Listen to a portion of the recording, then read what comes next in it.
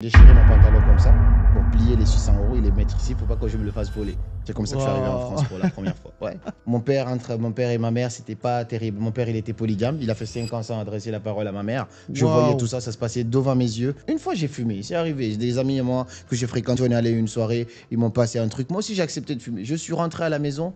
Je regarde cette femme qui est en train de faire la vaisselle et j'ai les larmes qui commencent à me venir. Je dis non, moi je peux pas. J'étais encore étudiant, je roulais en AMG Mercedes, j'allais en classe. Le prof me parlait d'argent, je gagnais 3 fois son salaire. Il y a Al qui m'a accueilli, il a demandé à un de ses amis de m'accueillir dans son canapé. Je dormais dans le canapé de quelqu'un. D'avoir cette rage-là, ça m'a forgé le mental. J'ai commencé à travailler à 14 ans. Les jeunes qui déchargent les colis des voitures là. Ouais. Moi je faisais ça, j'étais à l'arrière du camion, on était là.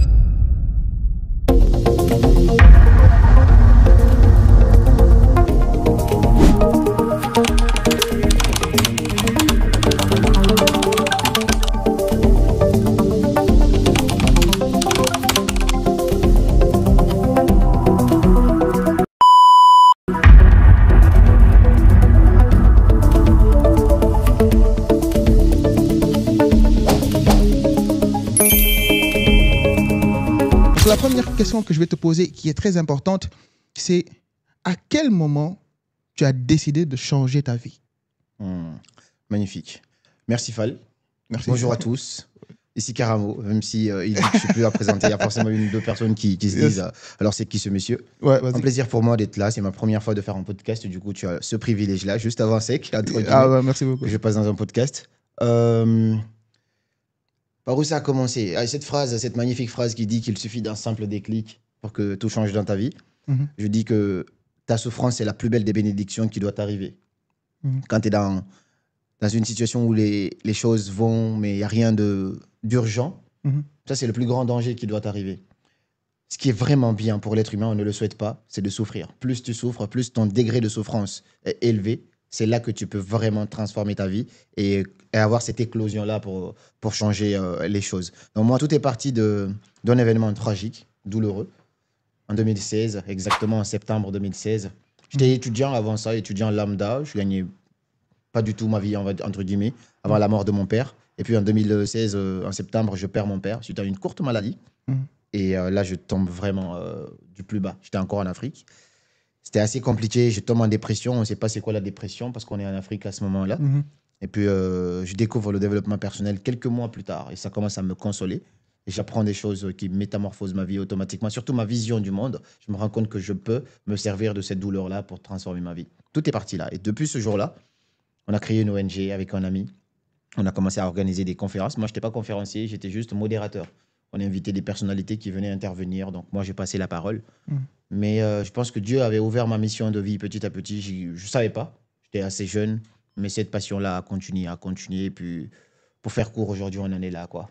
Donc, on peut dire que la plus grande souffrance ou bien la période de ta vie où tu as le plus souffert, c'était quand tu étais enfant, que tu étais en Guinée, c'est ça? Oui, j'ai connu des souffrances. J'ai grandi dans une famille modeste, entre guillemets. J'aime pas dire pauvre, mais vraiment, c'était dur. J'ai connu des périodes, si tu veux que je te décrive ça un petit peu, où tu mettais des chaussures déchirées pour aller à l'école, ou sinon, c'était l'ouverture. Tu faisais 3 mois à la maison avant d'aller en classe parce que tes parents n'avaient pas encore payé la scolarité. Donc, toi, tu étudiais à la maison. Après, quand on payait un petit peu, tu allais encore en classe et tu devenais premier de la classe quand même comme ça. Parce qu'il y avait un peu cette rage-là, un petit peu en quelque sorte. Cette rage de réussir. Ouais, ou sinon, tu allais en classe, tu n'avais pas de sac à dos comme tes amis. Donc, on mettait tes effets dans un sac plastique du marché. Tu tenais ça comme ça, tu allais en classe. J'ai connu tout ça.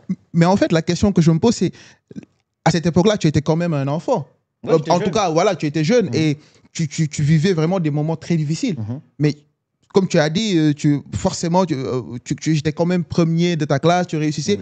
Qu'est-ce qui t'a forgé ce mental d'acier là durant même les périodes dures que tu vivais en Guinée? S'il faut qu'on parle business, on parlera business parce que quand on rentre dans ça, je sais en fait, entre guillemets, on sera dans du pur développement personnel et dans la transformation. Peut-être que j'aurai l'occasion de débattre ça avec certains lors de la conférence ce samedi-là. Mais ces périodes-là, c'était les périodes les plus douloureuses, mais en même temps, c'était les meilleures périodes de ma vie parce que c'est là que tout s'est forgé.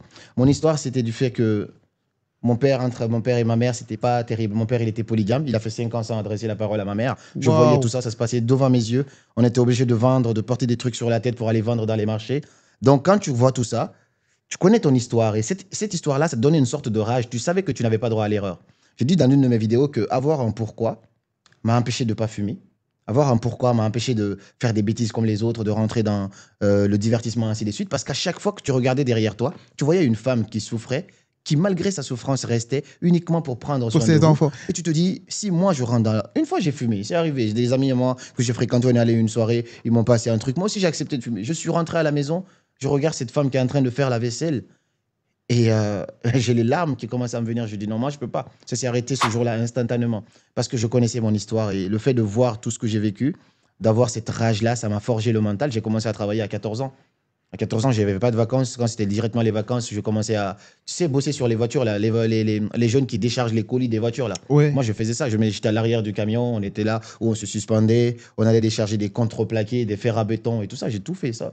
Quand on me voit, le Caramo, on n'a pas l'impression, mais on est passé par tout ça. On ne s'apitoie pas sur son sort parce que ça, c'était la plus belle bénédiction. C'est ton histoire, parce que j'ai quoi. eu tout ça que finalement, je me suis retrouvé dans des cadres où c'est un cadre d'opportunité. Je me suis dit, il faut que je la saisisse. Ça. Je ne peux pas me permettre de passer mon temps à jouer ou aller danser et tout ça. Tu vois. Et en fait, la raison pour laquelle je posais cette question-là, c'est pour montrer aux gens que les gens que vous voyez aujourd'hui sur Internet, que vous admirez, c'est des gens qui se sont faits à la sueur de leur front. C'est des gens qui ont vraiment souffert pour en arriver là. Et aujourd'hui, le fait que tu partages des choses comme ça, ben, je pense que ça va en inspirer plus de, surtout les gens qui sont en train aujourd'hui de vivre des situations assez difficiles dans leur vie. Quelle est ta vision aujourd'hui sur l'éducation?